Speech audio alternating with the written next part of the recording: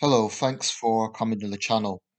I know I haven't done a live stream recently. This is just a quick word about this. I've been pretty busy, to be honest, with numerous things, so I'll try and find a slot for that at some point. I'm not going to say the time right now because I don't know. I will try and find a slot for that because when it goes well, I think it's a good format. Uh, and it's a good way for me to interact directly with subscribers, so I will try my best to find a slot for that. Okay, I want to cut straight to the subject here, which is the Labour Party and how, in my opinion, they are going to be in the electoral wilderness for a very long time unless they really wake up and recognise what's going on here, i.e., the disconnect from the wider public. Um, I have just seen a clip from GB News. I'll come to GB News in a second, but basically in the clip, uh, National Executive Committee member Mark Ferguson, who was chairing a debate on, I believe the subject was housing and transport at the Labour conference in Brighton. He was chairing the debate and he sort of paused and he said that he basically didn't want to hear any more questions from white men. Now, he put the caveat that he's nothing against white men and he has some family member that's a white man. And I don't know what his own ethnicity is. I just basically from surface aesthetics, the guy looked mixed race. I don't know. I really don't know. He could be a white guy, he could be mixed race. I don't really know. But he said that he couldn't see members because of the lighting. And anyway, he was aware of the lack of diversity, so he didn't want to hear any more questions from white men. Now, this just really reiterated where the Labour Party is, right? Firstly, as chair, it's his responsibility who he calls to ask questions. So if he's only asking white men, then that's his fault. Um, Secondly, the implication is that other members in the audience were not being asked questions, or rather weren't asking questions. So it's sort of putting them on the spot, which, as GB News pointed out, is kind of patronizing. Like, you're black, you're Asian, you should ask a question just to diversify things. It's almost tokenism. Um, No, I believe it's Mark Dolan. I think I've got his name right, so I'll double check that. I'm making this video spontaneously, but he said that he could understand if this was a debate about race issues and it was only white guys asking questions because that wouldn't be a good representation. You wouldn't get perspectives from different ethnic groups, so that would be understandable. But this was about housing and transport, so the primary focus will be housing and transport. But to me, it was just a brief segment on GB News. I don't have access, by the way, to the network except on the YouTube channel, so I can only really watch clips. But to me, this is where the Labour Party is at, where this obsession with diversity matters more than content. Um, and I really truly believe that Labour right now, even under Keir Starmer, even having somewhat freed itself from the dogma of the hard left under Corbynism, Labour is still in a very challenging situation here because I feel that they are hostage. Basically, they're being held hostage as a party by the woke left, and this orthodoxy, this it's almost quasi-religious. I mean, examples of this is the obsession about diversity for sure, but also such concepts as resisting whiteness, as decolonizing culture. This is what the Labour Party is prioritizing these days. Trans rhetoric, you know, um, it's just, I mean, I, like a lot of people, cringed when Keir Starmer was asked the question, is it transphobic to say that only women can have a cervix, or only women have a cervix? and he said that that's something that shouldn't be said. In other words, stating a simple fact, in the mind of the leader of Her Majesty's opposition, shouldn't be done. Simply stating a fact. This shows to me where the Labour Party is. Now, I think in a democracy you need to have a strong opposition, obviously to hold the government to account, but also as a credible party of potential government. I'm not a Tory. There's a lot of things about the Tory party I do not like. As an example, the way that under the DWP there is a sanction culture. Now, to be fair, this probably began under New Labour. It's probably not exclusive to the Tories, but certainly ideologically, they have always been a party that looks, in my opinion, down on unemployed people. And I'm not playing class war here. I just speak from experience. There is a sanction culture in the Department of Work and Pensions whereby they're very, very quick to sanction people, sometimes over administrative error that has nothing to do with the claimant. And I think there's a problem in that insofar as, yes, there's people who fraud the system, but it's basically a very demeaning way to treat people. When they send out threatening letters, when they, you know, I'm not saying that's necessarily the experience I've had, but people close to me have had that experience. As an example, someone I know, she was scheduled an appointment with the DWP, and she was waiting by the phone for the time they were supposed to ring. Obviously, with COVID, it was by phone. They just missed it. They just plain didn't bother to phone her. A few hours later, they did. And no apology for, inconveniencing her. But here's the point. If that had been the other way around, she would have been sanctioned for missing the appointment. So a lot of that sort of stuff goes on. And, the Tories have done pretty much nothing to stop that. I do think that although there are many people in the middle class and working class who vote Tory, and legitimately so, I don't question that. I try to avoid class war, but I do think it's irrefutable that the Tories are very cosy with super rich. I mean, I don't think that's a fiery socialist statement. I just think it's a fact. The way the Conservatives, for example, have cozied up to Russian oligarchs, I think demands a lot of questions. So I have no vested interest in defending the Conservative Party. There's areas I agree with them on. I think they're probably strong for the most part on national defence, for the most part. And they should be the part of law and order. I think they're a lot more bark than bite in some ways. But anyway, I'm just saying this to make it clear that I'm not coming from this from a partisan point of view.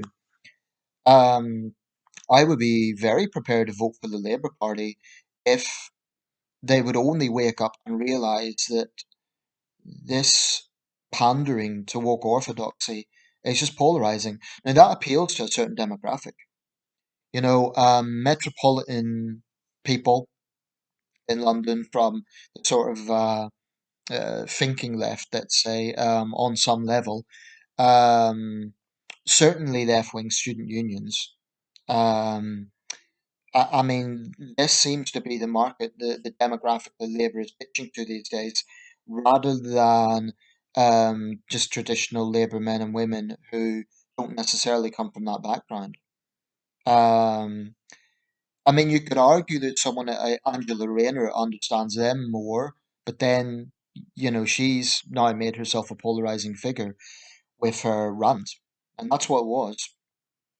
Um, Again, what I say about that is even if it was a sincere point of view, I mean, where do you draw a line with that sort of language? This week, a man's been jailed for 8 weeks for making a racist comment. Well, if we're going down the line of jailing people for offensive views, then it's going to be a lot of people in jail, including some senior figures. But anyway, I detract. I really I really want to see a Labour Party that gets back to its roots. Now, this has been said for years. When I say getting back to roots, I don't necessarily mean the party of Keir Hardie. I'm talking about a party of potential government. I mean, this is a party, I consider the Labour Party a great party. It's a party that's produced political giants like Clement Attlee, Nye Bevan, Harold Wilson, Tony Blair. I mean, these are men who changed millions of lives. For better or worse, they were hugely influential. And, it's kind of an example of Labour's identity crisis, just to talk a little bit about Tony Blair, that he is vilified in many quarters of the Labour Party still. Yet, he is the last Labour Prime Minister to have won a general election. And in fact, he won three. Now, say what you want about Tony Blair and New Labour, but they were a powerful electoral force. People could say he was a closet Tory, he betrayed Labour, all the rest of it. But what Tony Blair and other figures in New Labour done was they understood that to get elected, you have to go beyond your base. And the problem the Labour Party has right now is they've allowed themselves to kind of get into the culture wars. Probably the right has to an extent as well. I think there's too many right wingers, for example, that stubbornly defend Trump. I have a big problem with that. But I think it's a little rich for the left to say that the right are playing the culture wars when they are always the ones pushing such narratives as resisting whiteness, divisive, toxic narratives, in my opinion. I mean, a party that is more concerned about the linguistics, the lexicon of a very, very, very, very small minority of people, i.e., probably less than 1% of people who vote fully transitioned, like more concerned about their feelings than half the population, i.e., women, that's a serious problem. The sort of things I expect Labour to be talking about is workers' rights, labour rights, um, its position on issues like crime and employment and economics and housing. Those are bread and butter issues, right?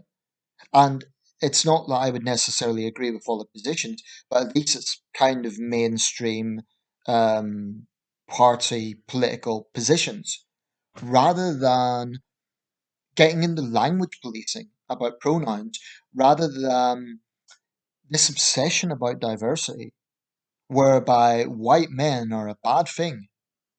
And they can say that they're not against white men, but when they're, selectively saying that you're a white man, so you can't talk, it's just, again, with that situation, it's the chair that decides.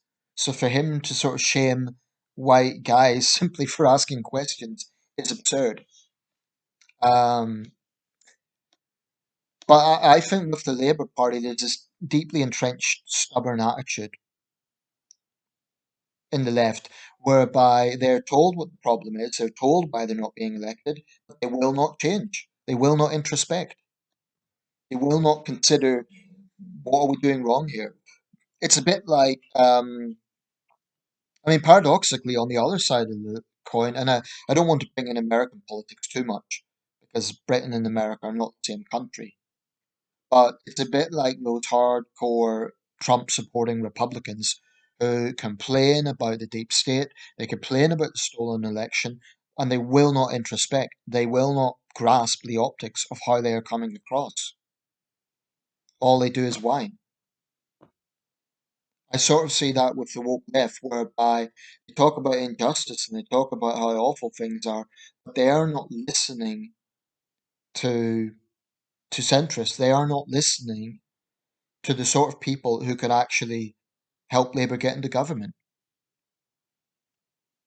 I mean, I don't want to call myself a swing voter because it sounds apathetic. It sounds, whereas I'm a pretty political person, but I guess I am a swing voter insofar as right now I would not be in a rush to vote for any of our main parties. In point of fact, none of our parties. I mean, I would vote for a mainstream party because the likes of the Greens are a joke to me.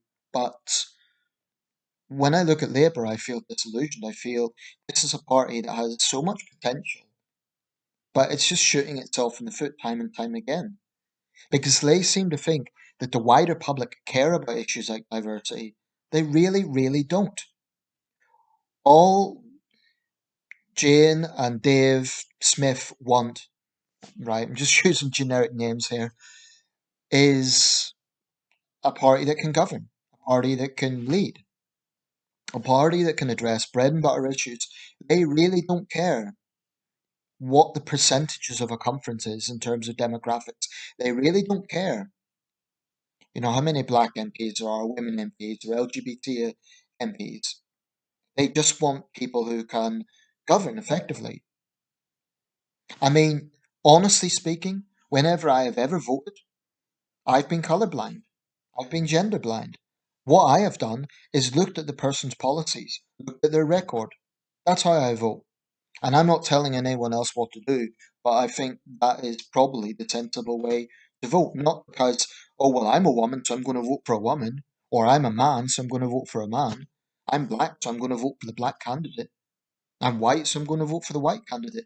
That's ridiculous. This toxic identity politics, it's so nauseating. And if it seems that there are people who complain that white straight men are focused on, it's because that is what is happening. I mean, as a white straight guy, I don't say I'm a victim. I don't say I'm being picked on. But I do say that there is an unhealthy obsession with identity politics. And it can be found on some level in both left and right. I think much more on the left. I remember there was a clever conservative poster. I mean, I think for the most part they are more intelligent, more witty when it comes to generally campaigning. But there was a clever poster that said, I think it was from the 80s actually. It was one of the elections in the 80s, and it showed a black guy just yeah, and it said Labour see him as black, the Tories see him as whatever he was, as an office worker or as a policeman. I forget off the top of my head. But the point is that the Tories were looking at him as just a man, as a citizen. Labour is putting the label on him. Labour is putting that identity on him. And I have to say, frankly, if your whole way of looking at society, your whole way of looking at other people is through the prism of because I'm a woman, because I'm black, because I'm white, that's just a very cynical way to look at the world.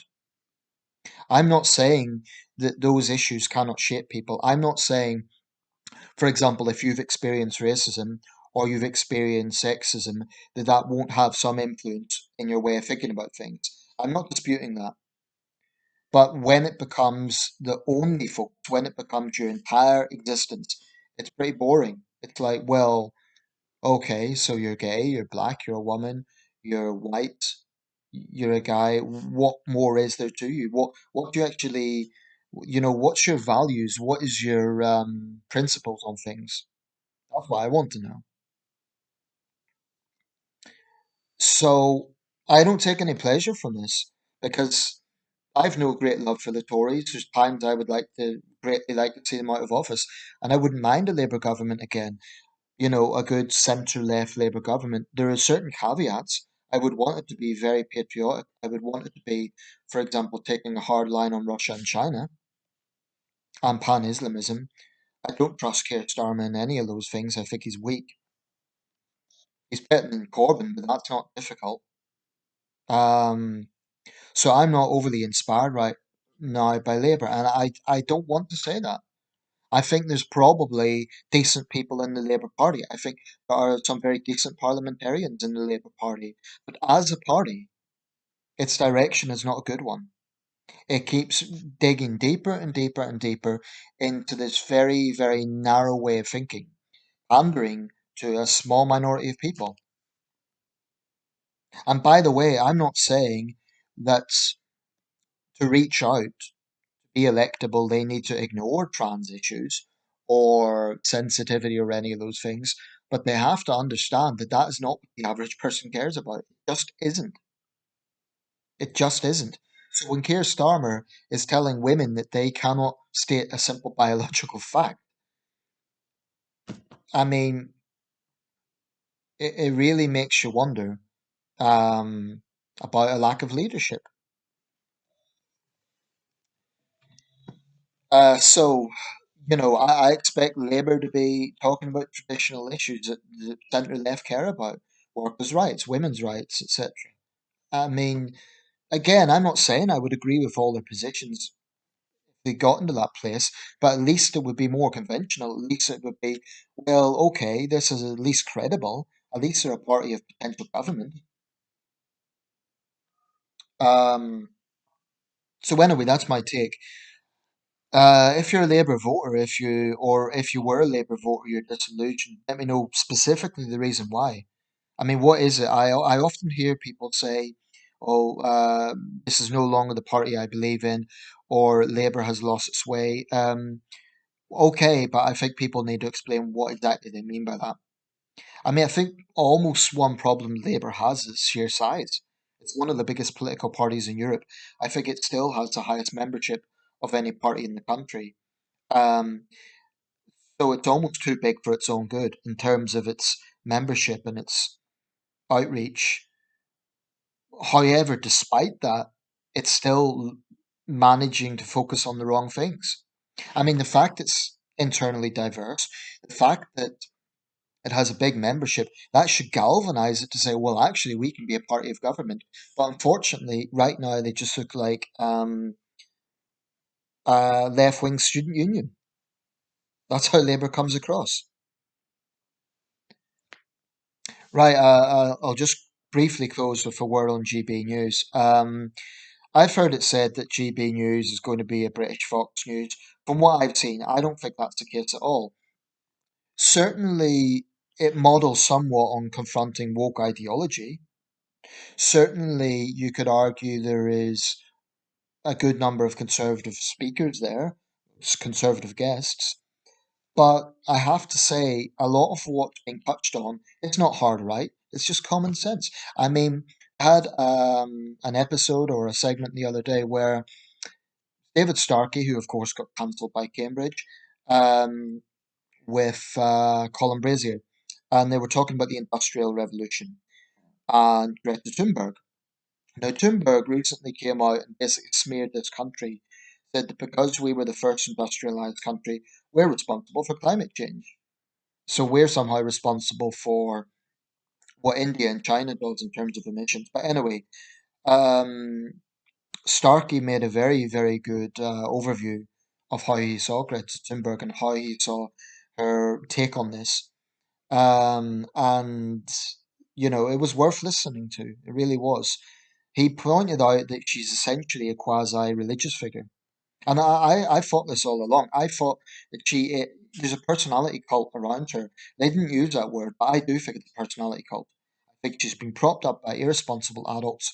The latest that she's come out with is world leaders just say blah, blah, blah, blah, blah. So she has nothing to offer. All she does is criticize. Um, she's probably the most famous teenager in the world, or at least one of them. But, she just has nothing positive to offer. I mean, Greta Thunberg supports groups like Extinction Rebellion that they're almost like a doomsday cult. I think the term that Starkey used was millenarianism. During the Great Plague of London in 1665, you had people flagellating themselves because they thought it was the end of the world. Well, Extinction Rebellion is sort of like that. There's a sort of millenarianism aspect about them. But anyway, that was just one segment I saw, which I thought was worth watching.